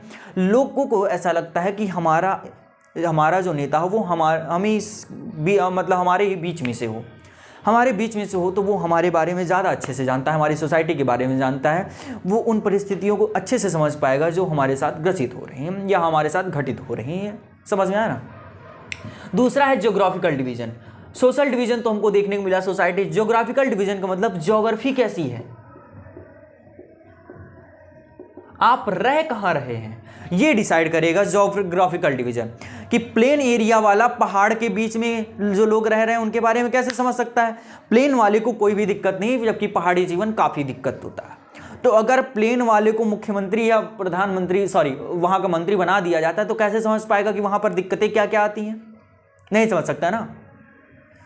तो इसीलिए लोगों को लगता है कि जो हमारा मंत्री हो या जो हमारा नेता हो वो हम ही में से गया हो, हमारे बीच में से गया हो, हमारी ही सोसाइटी में रहने वाला हो, हमारा ही ज्योग्राफिकल डिवीजन हो, हमारी ही ज्योग्राफी का हो, ठीक है। तो इसीलिए ये दो ये सिस्टम बताते हैं कि पार्टी कैसी होनी चाहिए। अगर आपकी ज्योग्राफी सेम है तो कोई दिक्कत नहीं, आपकी पूरी सोसाइटी सेम है, एक ही पार्टी से काम चला सकते हैं। यूएसए वगैरह में ज्योग्राफी सेम है, इसीलिए कोई दिक्कत नहीं होती। सोसाइटी थोड़ा सा डिफरेंट है, इसीलिए दो पार्टीज हैं। तो ये दोनों फैक्टर्स जब इंडिया में देखे गए तो इन्होंने कहा कि इंडिया के लिए जो बेटर होगा ऑप्शन वो मल्टी पार्टी सिस्टम होगा। यहाँ पर कई पार्टियाँ होनी चाहिए, क्योंकि यहाँ का जो सोसाइटी है वो भी एकदम अलग है और यहाँ की जो ज्योग्राफी है वो तो भाई बिल्कुल ही अलग है। हमारे यहाँ सारी चीज़ें पाई जाती हैं, आइलैंड हो, प्लेट्यू हो, प्लेन हो, डेजर्ट हो, सारी चीज़ें हमारे यहाँ पाई जाती हैं। इसीलिए हमको मल्टी पार्टी सिस्टम लेके आना पड़ा। समझ में आया होगा तो अच्छी बात है। आगे हम चलते हैं, थोड़ा सा और डीप में जाने की कोशिश करते हैं और हम देखते हैं कि पार्टियां कितनी प्रकार की होती हैं। तो देखिए, एक बेसिक तरीके से हम समझ रहे हैं। सबसे पहले हमने देखा कि पार्टी होती क्या, बनती कैसे, फिर हमने देखा कि पार्टी काम क्या करती है, फिर हमने देखा कि अच्छा पार्टी ही ना हो तो क्या दिक्कतें होंगी, ये भी हमने देखा। फिर हमने एक क्वेश्चन उठाया और हमने कहा कि पार्टी सिस्टम कैसे कैसे होते हैं, कितनी होनी चाहिए, फिर हमने देखा कि कौन सा बेहतर होता है। अब हम देखेंगे पार्टियां कितने प्रकार की होती हैं। तो जो पार्टीज होती हैं वो दो प्रकार में बांट दी जाती हैं। हालांकि होती तो बहुत तरह के हैं, मेन लेवल में दो प्रकार में हम बांट सकते हैं, नेशनल पार्टी और एक पार्टी जो होती है स्टेट पार्टी।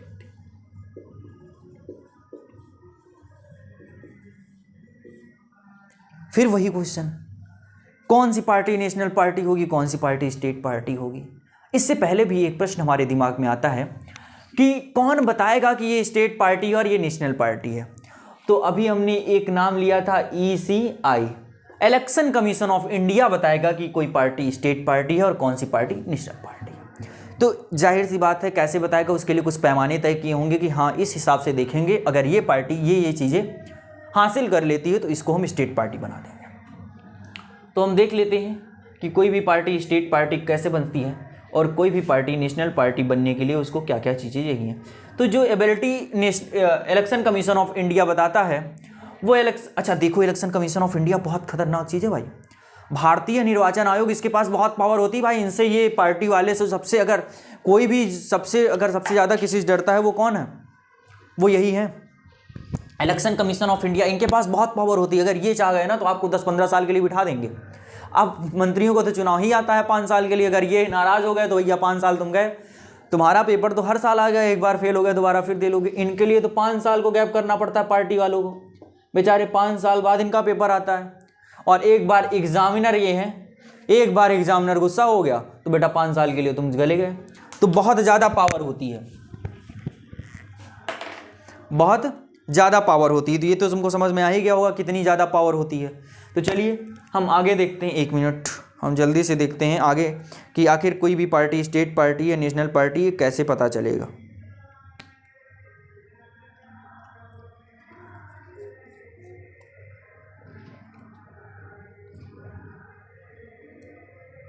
है ना। चलो, state party, election commission of India कहता है कि अगर आपको 6% वोट्स मिल जाते हैं, 6% वोट्स इन लेजिस्लेटिव असेंबली, जो राज्य में चुनाव होते हैं उनको बोलते हैं लेजिस्लेटिव असेंबली का इलेक्शंस। अगर आपको विधानसभा के चुनाव में 6% वोट मिल जाते हैं तो आपको स्टेट पार्टी बनने से कोई नहीं रोक सकता। लेकिन यहाँ पर फिर ध्यान देना है कि ये जो 6% वोट्स की बात कर रहा है, ये कह रहा है कि कितनी है उतनी, उसकी 6% नहीं, जितनी वोट पड़ी हैं। अगर 100 वोट पड़ी है तो आपको 6 वोट 100 में से मिलनी चाहिए।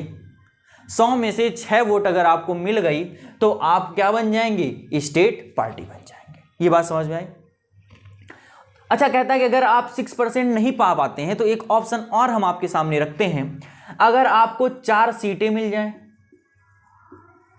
4 सीट्स, या तो आप 4 MLA बना लीजिए और या तो जितनी भी वोट पड़ी हैं उसका 6% ले आइए। आपकी एक भी सीट ना हो कोई दिक्कत नहीं, सब हार गए हों, लेकिन आपको जो वोट मिली हो वो 6% वोट मिली हो, उससे आप स्टेट पार्टी बन जाएंगे।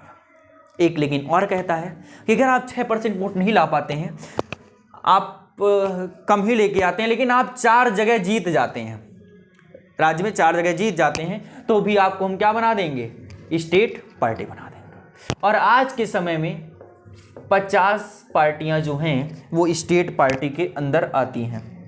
कितनी पार्टियां आती हैं, 50 पार्टियां आती हैं। चलिए, नेशनल पार्टी के लिए जो क्राइटेरिया रखते हैं, वो नेशनल पार्टी के लिए क्राइटेरिया रखते हैं कि अगर आप 6% वोट पा जाएं। अब नेशनल पार्टी यानी पूरे देश में चुनाव, तो पूरे देश में जो चुनाव होता है वो लोकसभा का चुनाव होता है। तो अगर लोकसभा के चुनाव में आपको 6% वोट मिल जाए, कितने परसेंट, 6%, तो भी आपको हम क्या बना देंगे, नेशनल पार्टी बना देंगे, राष्ट्रीय स्तर की पार्टी बना देंगे। लेकिन एक ऑप्शन और आपके पास देते हैं, अगर 1 मिनट, यहां पर 4 सीटें लिख दी, क्या यहां पर 2 सीटें कर लीजिए, 2 ही सीट चाहिए आपको, राज्य की पार्टी बनने के लिए 2 सीटें चाहिए, बाय मिस्टेक हो गया। और यहां पर 4 सीटें, 4 सीटें मिल जाए, लेकिन 4 स्टेट्स में 4 राज्यों को मिला करके आपके पास 4 सीटें हो जाएं, तो भी आपको नेशनल पार्टी बना दिया जाएगा। और या तो आप 6% वोट से ले आए लोकसभा के चुनाव में। फिर वही बात है, ये वोट्स वो होंगी जितनी वोटिंग हुई है उतने में से आपको 6%। अगर नेशनल पार्टी की बात करें तो अकॉर्डिंग टू एनसीईआरटी 7 हैं, लेकिन प्रेजेंट टाइम की अगर हम बात करें, इस समय जो नेशनल पार्टी हैं वो 6 हैं। प्रेजेंट टाइम में 6 नेशनल पार्टी हैं। बता देंगे कौन कौन सी पार्टी हट चुकी है जब हम पढ़ाएंगे नेशनल पार्टी है। तो अब हम 7 नेशनल पार्टी, देखो इनके बारे में तो पढ़ना पॉसिबल है नहीं कि हम 50 स्टेट पार्टी पढ़ाएं, तो नेशनल पार्टी के बारे में हम सिर्फ पढ़ेंगे कि 7 नेशनल पार्टी जो हैं वो कौन कौन सी हैं, उनके बारे में हम देखेंगे। बाकी स्टेट पार्टी के बारे में हम अभी ज़्यादा गहन चर्चा नहीं करेंगे, बाद में अगर हो सकेगा तो हम बाद में कर भी देंगे। चलो भाई, अच्छी बातें हैं ये सारी। अब हम एक चीज़ इधर से स्टार्ट करते हैं, चलिए, और हम एक एक करके एक एक पार्टी के बारे में पढ़ लेते हैं। सबसे पहले हम पढ़ते हैं जो पहली नेशनल पार्टी है, नाम डालिए एआईटीसी, पश्चिम बंगाल में ममता बनर्जी जी के द्वारा जो बनाई गई, उसका नाम क्या है, एआईटीसी। ठीक है, एआईटीसी यानी इसका नाम है all India Trinamool Congress. All India Trinamool Congress इस पार्टी का नाम है। ठीक है, कहाँ है ये, मेनली पश्चिम बंगाल में बनी, 1998 में बनी, 1998 में, और ये बनाई गई ममता बनर्जी जी के द्वारा। ममता बनर्जी जी से शायद आप परिचित ही होंगे, नहीं है तो परिचित होइए, अच्छी बात नहीं है अगर नहीं जानते हैं आप। राजनीति के बारे में जानो तभी एक अच्छे देश का निर्माण कर सकते हो, और हम तो आपको एक अच्छा नागरिक बनाने की हरदम कोशिश करेंगे कि आपके बारे में, आपको अपने अधिकार के बारे में पता चल सके सारी चीज़ें। और जब आप कभी समाज में बैठें तो एक तार्किक व्यक्ति बन के बैठें, एक तर्क देने वाला व्यक्ति बैठें जो समाज की भलाई के बारे में अच्छे तर्क दे करके एक अच्छे सभ्य समाज का निर्माण कर सके। Mamata Banerjee, AITC all India Trinamool Congress West Bengal 1998 by Mamata Banerjee. ठीक है, अच्छी बात है। इसका जो सिंबल है, यानी इसका जो चुनाव चिन्ह है वो है grass and flower, twin flower लिख लीजिए, 2 फ्लावर होंगे, ग्रास एंड फ्लावर इसका जो सिंबल है। अच्छी बात है। ये पार्टी जो थी वो 2011 में से अभी तक है, remained in power from 2011 to present time. ये 2011 में जीते और उसके बाद से अभी तक ये पावर में है। 2011 से अभी तक ये पावर में चल रहे हैं, समझ सकते हैं। 12 साल हो गए हैं, अभी और रहेंगे पूरे 15 साल अभी इनको रहना, 3 साल अभी इनके और बचे हैं। तो 2011 से अभी तक ये प्रेजेंट टाइम में पश्चिम बंगाल में रूल कर रहे हैं। और 2016 में जब चुनाव होता है, 2016 में, तो 2016 में इनको 34 सीटें मिलती हैं। कितनी सीटें मिलती हैं? 34 सीटें मिलती हैं और 34 सीटों के साथ ये नेशनल 4th लार्जेस्ट पार्टी बन जाते हैं। क्या बन जाती है? 4th largest party of India. India की चौथी सबसे बड़ी पार्टी बनके ऑल इंडिया तृणमूल कांग्रेस बनके उभर के आती है और 2016 में ही इसको नेशनल पार्टी बना दिया जाता है। क्या बना दिया जाता है? National party. हालांकि इनको 6% वोट से कम मिले, लेकिन सीटें 4 ही चाहिए और इनके पास 34 हैं, तो इसीलिए इनको नेशनल पार्टी बना दिया गया 2016 में। अगर हम इनकी आइडियोलॉजी की बात करें कि सोचते कैसे, इनकी विचारधारा क्या है, तो जो इनकी आइडियोलॉजी है वो है सेकुलरिज्म और फेडरलिज्म। सेकुलरिज्म है और फेडरलिज्म है। सेकुलरिज्म यानी ये इनका मानना है कि हम धर्मनिरपेक्ष हैं, हम किसी भी धर्म को सपोर्ट नहीं करते हैं, हम धर्म से ऊपर उठ चुके हैं। इसका मतलब हम धार्मिक चीज़ों से मतलब नहीं रखते हैं, ठीक है, हम सभी धर्मों को मानते हैं। फेडरलिज्म का मतलब है शेयरिंग ऑफ पावर, और ये तो बात ही अच्छी है भाई, डेमोक्रेसी बेस ही है फेडरलिज्म। अगर शेयरिंग नहीं होगी, अगर पावर बांटी नहीं जाएगी, एक ही लोग के हाथ में आ जाएगी, तो वो कभी फेडरलिज्म कैसे, वो कभी डेमोक्रेटिक कैसे हो सकता है? वो तो डिक्टेटरशिप हो जाएगी, क्योंकि पावर एक लोग के हाथ में आ गई तो वो जाहिर सी बात है तानाशाही हो जाएगी, और तानाशाही हो गई तो वो डेमोक्रेसी कैसे होगी? तो इनकी जो आइडियोलॉजी है वो काफ़ी अच्छी है, शेयरिंग ऑफ पावर को बताते हैं और सेकुलरिज्म को बताते हैं, ठीक है, AITC। तो पहली पार्टी हमने देखी, अब हम दूसरी पार्टी के बारे में देखते हैं, और दूसरी पार्टी है हमारी BSP, बहुजन समाज पार्टी। तो हेडिंग में डालेंगे BSP और इसके बारे में थोड़ा सा देखते हैं, है ना। जो दूसरे नंबर पर हमारे पास आ रही है वो है BSP, Bahujan, oh my God, बहुजन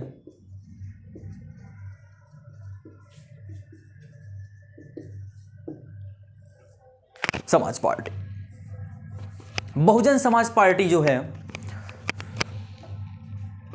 वो 1984 में बनी, काशीराम जी के द्वारा बनाई गई। काशीराम की स्पेलिंग यही है, काशीराम जी के द्वारा बनाई गई, और ये बनाई ही गई आइडियोलॉजी, हम यहीं पर बात करेंगे सबसे पहले। ये बनाई ही गई ऑप्रेस्ड पीपल के लिए, जो सताए हुए लोग हैं। सताए हुए लोग मतलब माइनॉरिटीज, जो पिछड़े वर्ग से लोग हैं, बैकवर्ड कास्ट के लोग, उनके लिए, और दलित, इनको राइट्स दिलाने के लिए बनाई गई। इनके अधिकारों को दिलाने के लिए बहुजन समाजवादी पार्टी का निर्माण किया गया काशीराम जी के द्वारा। काफ़ी बहुत अच्छी पार्टी रही और बहुत अच्छे से उभर के आई शुरुआत में ये। तो इसकी आइडियोलॉजी जो है वो ऑप्रेस्ड पीपल है, बैकवर्ड कास्ट, दलित, सिक्योर राइट्स, इनके लिए है। बाकी सेकुलरिज्म, फेडरलिज्म, डेमोक्रेटिक यहाँ पर भी जोड़ सकते हैं, कोई दिक्कत नहीं है। सिंबल की अगर हम बात करें तो जो बहुजन समाजवादी पार्टी, इसका सिंबल एलिफेंट है, हाथी है, जानते ही होंगे। काशीराम जी के द्वारा बनाई गई और अभी इसको मायावती जी लीड कर रही। काफ़ी बार सरकार में आई और काफ़ी बार सरकार में गई, कुछ समय के लिए 2 ही साल के लिए आई। तो ये रही है 2 पंचवर्षीय, इन्होंने जीता भी, ठीक है, और एक बार 2 साल के लिए आए। तो कुल मिला के हम कह सकते हैं 10-12 साल के लिए इन्होंने रूल किया उत्तर प्रदेश में। मेनली अगर देखा जाए तो ये यूपी में है, हालांकि है तो छत्तीसगढ़ में भी, मध्य प्रदेश में भी, लेकिन मेनली अगर हम देखें तो मेनली ये उत्तर प्रदेश में कंसंट्रेटेड है, ठीक है। तो BSP की बात ये हो गई। अब हम आगे चलते हैं और हम देखते हैं दूसरी पार्टी के बारे में, जिसका नाम है BSP से थोड़ा सा ही चेंज, BJP। किसके बारे में देखेंगे? BJP, जो तीसरी नेशनल पार्टी है हमारी, उसका नाम है BJP, भारतीय जनता पार्टी। इसके इतिहास में पहले हम जान लेते हैं। BJP भारतीय, अच्छा थोड़ा सा और जान लो कि जो BSP है वो तुम्हारी किताब के अकॉर्डिंग तो नेशनल पार्टी है, लेकिन इसने पहले तो शुरुआत में 2018 में इनको 4 सीटें मिली, लेकिन 2018 के बाद ये एकदम डाउन परफॉर्मेंस में चले गए और फिर इनका टाइटल एक ऐसा आ गया कि ना ही इनके पास सीटें हैं और ना ही इनके पास 6% वोट है। इसीलिए जो BSP है उन्होंने अपना टाइटल क्या कर दिया है, लूज कर दिया है, यानी नेशनल पार्टी से इनको हटा दिया गया है। अब बीएसपी नेशनल पार्टी नहीं है और इनकी जगह पर आम आदमी पार्टी आ गई है, जो कि अभी आपकी किताब में नहीं है। उसी के साथ एक पार्टी और हटाई गई है, जो लास्ट वाली एनसीपी, और उसकी जगह पर एनपीपी आई है, वो हम बाद में देखेंगे। चलो, BJP, Bharatiya Janata party. BJP जो है भारतीय जनता पार्टी, इसका जो जन्म हुआ है वो 1980 में हुआ है। हालांकि अगर हम इतिहास से देखें तो इसका जन्म 1915 में ही हो गया था। कहाँ, कब हो गया था? 1915 में ही हो गया। तुम्हारी किताब के अकॉर्डिंग इसको 1951 में बताया गया है। 1951 में होता क्या है, श्याम प्रसाद मुखर्जी नाम के व्यक्ति ने, श्याम प्रसाद मुखर्जी जी ने भारतीय जनसंघ बनाया। क्या नाम बनाया? भारतीय जनसंघ। थोड़ा ध्यान से सुनना, इन्होंने भारतीय जनसंघ बनाया। और फिर 1977 के समय में जनता पार्टी एक हुआ करती थी, जनता पार्टी मोरारजी देसाई जी की पार्टी। और जनता पार्टी के साथ में मिल करके, जनता पार्टी में कौन मिल जाता है, ये बहुजन समाज, भारतीय जनसंघ मिल जाता है। तो जाहिर सी बात भारतीय जनसंघ जनता पार्टी में तब्दील हो जाता है। और फिर कुछ आंतरिक विवादों के कारण 1978 के बाद फिर ये अलग होकर के 1980 में क्या बना देते हैं, उसी जनता पार्टी से अलग होकर के बीजेपी, जो बनाई जाती है किसके द्वारा, लाल कृष्ण आडवाणी जी के द्वारा और अटल बिहारी वाजपेयी जी के द्वारा। ये दो लोग थे जिनके द्वारा क्या बनाया जाता है, भारतीय जनता पार्टी। समझ में आया होगा। इसीलिए देखिए, जनता पार्टी से आए, इसीलिए भारतीय जनता पार्टी ही है। समझ आया? तो 1951 में श्याम प्रसाद मुखर्जी जी के द्वारा बनाया गया। फिर ये जनता पार्टी से मिल जाते हैं तो ये भी जनता पार्टी बन जाती है। और फिर वहाँ पर आंतरिक विवादों के कारण 1980 में अलग होकर के एक पार्टी बनाते हैं, लाल कृष्ण आडवाणी जी और अटल जी मिल करके, जिसका नाम रखते हैं भारतीय जनता पार्टी। समझ में आया होगा, अच्छी बात है। अभी हम थोड़ा सा इसके बारे में और चर्चा करेंगे, फिर हम बाकी आइडियोलॉजी पर जाएंगे। अगर हम इसकी आइडियोलॉजी की बात करें तो आइडियोलॉजी जो है इनकी वो हिंदुत्व है। यहां पर थोड़ा सा समझ लेना, हिंदुत्व होता क्या है। एनसीईआरटी हिंदुत्व को डिफाइन करती है कल्चरल नेशनलिज्म से। क्या है कल्चरल नेशनलिज्म? एनसीईआरटी कहती है हिंदुत्व जो है वो एक जीने का तरीका है, एंशिएंट वे ऑफ लिविंग, एक पुराना तरीका जिस तरह से हम लोग रहते थे और जिससे कल्चरल नेशनलिज्म पैदा हो, यानी हमारी संस्कृति से रिलेटेड क्या हो, राष्ट्रवाद पैदा हो। हमारी संस्कृति में ही हमारे देश की चीज़ें हों। समझ में आया ना, कि मतलब वेस्टर्न कल्चर ख़त्म हो जाए, हमारे देश में जितनी भी सांस्कृतिक चीज़ें हों, हम जिस तरह से रह रहे हैं, जो भी चीज़ें हम पहन रहे हैं, जो कर रहे हैं, वो हमारे कल्चर से मैच हो रही हों, उसको हम हिंदुत्व बोलते हैं। उसको हम क्या बोलते हैं? हिंदुत्व। यानी हमारे रहने जीने का तरीका जो हो वो पुराने तरीके से हो जाए, जैसे हम पहले जिया करते थे, उसको हिंदुत्व बोलते हैं। ये इनकी आइडियोलॉजी है। थोड़ा सा आपको कॉन्सेप्ट क्लियर करने की हमने कोशिश की। दूसरी आइडियोलॉजी है इनकी, इनका कहना है कि हम क्या करेंगे कि फुल फ्लेश टेरिटोरियल, इनका मानना है कि हम जम्मू और कश्मीर को पूरा भारत में विलय कराएंगे, यानी मिलाएंगे। जम्मू और कश्मीर पर सिर्फ और हमारा ही अधिकार होना चाहिए। ये किसका मानना है? बीजेपी का मानना है, और ये इनकी आइडियोलॉजी है। समझ में आया? तीसरी जो इनकी आइडियोलॉजी है वो ये राइट विंग के हैं। पहली बात तो मान लेते हैं राइट विंग के हैं। किसके हैं? राइट विंग के हैं, ठीक है। तीसरी जो है इनकी वो है यूथ, युवाओं को आगे बढ़ाने के लिए इनकी आइडियोलॉजी है कि हम युवाओं को आगे बढ़ाएंगे, ठीक है। तो ये कुछ जो हमने मेन मुद्दे बताए थे इनकी आइडियोलॉजी के, वो हमने बता दिए। अब हम देखते हैं आगे कि किस तरह से पार्टी इमर्ज हुई। It came into power first time, पहली बार ये 1998 में जीते, और 1998 में अटल बिहारी जी सरकार बनाते हैं अपनी, और 1998 में ये एनडीए के तौर पर आए। एनडीए क्या होता है वो हम अभी आपको बताएंगे। एनडीए नेशनल डेमोक्रेटिक अलायंस है। एनडीए क्या है? National democratic alliance. National democratic alliance क्या होता है कि जब बहुत सारी पार्टियां जब बहुत सारी पार्टियां होती हैं और कोई भी जीत नहीं रहा होता है तो उस समय सब मिल करके एक पार्टी बनाते हैं, गठबंधन के तौर पे बना देते हैं। तो अभी हम सिर्फ इतना समझें कि नेशनल डेमोक्रेटिक अलायंस के तौर पे ये लीडर थे एनडीए के, और एनडीए के लीडर के तौर पर ये अपनी सरकार बनाते हैं 1998 में। और फिर 2014 में एक बार फिर से ये जीतते हैं। 2014 में तो जीतते हैं, लेकिन 2019 में सबसे बड़ी पार्टी बन जाते हैं। इट इमर्ज एज 2014 में जीतते तो हैं, लेकिन 2019 में ये सबसे बड़ी पार्टी बन के तैयार हो जाते हैं। It emerge as the largest party of India.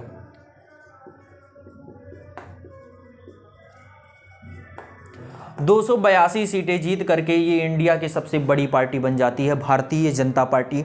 और 2019 से अभी तक हैं, जैसे कि आप देख रहे होंगे 2024 में चुनाव है। अब जो भी होगा वो देखेंगे हम। बाकी ये यहाँ तक समझ में आया हो तो अच्छी बात है। हमारा सफ़र इसी तरह से अभी थोड़ा सा और चलेगा, आधे घंटे तक, और हम उसी समय में इस पूरे चैप्टर को पूरा समराइज करने की कोशिश करेंगे। आपको जितने कम समय में हो सकेगा उतना कम समय लेंगे हम, ठीक है। चलो, ये हो गया।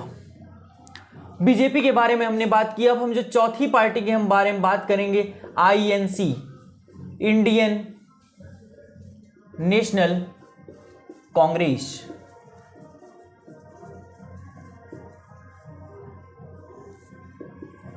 इंडियन नेशनल कांग्रेस क्या है देखते हैं।